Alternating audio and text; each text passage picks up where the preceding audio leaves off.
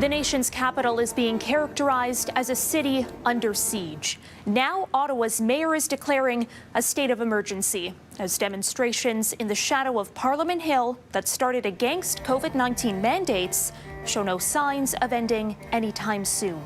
This is a nationwide insurrection. At a meeting of Ottawa's Police Services Board this weekend, the chief said his force is starting to buckle under the strain of what critics have called a lawless occupation. A police service under the Police Service Act was never created. The legislation supporting the Police Service Act was never contemplated.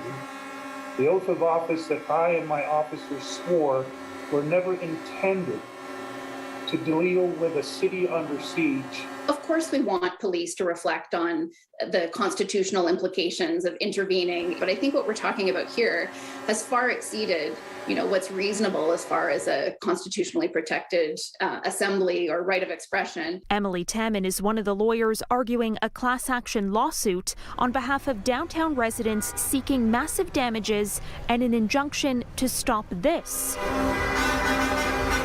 Incessant horn honking. We expect to be able to show that this is actually an organized tactic to disrupt daily life for people in Ottawa as a means to exerting pressure on the government. While Convoy organizers called for a short period of quiet on Sunday, some honking could still be heard. As of Sunday morning, there were 500 vehicles parked around the hill. Police are now warning anyone attempting to bring gas and other supplies to the demonstrators could be subject to arrest. But many are wondering why the city is not going to court for its own injunction to empower local authorities to get protesters off the streets. We're sort of struggling to understand why that hasn't happened before now. I think a lot of residents are feeling very abandoned. Several local councillors are calling on the federal government to take control, with a motion expected to be introduced at Monday's council meeting. Political strategist Zane Velci believes more assertion from the feds is necessary. I know they could be criticized for political pressure.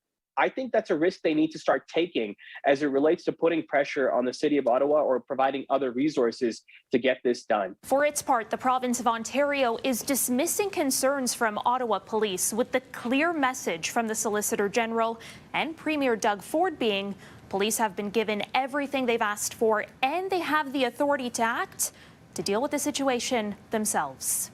Caryn Ceolin, City News.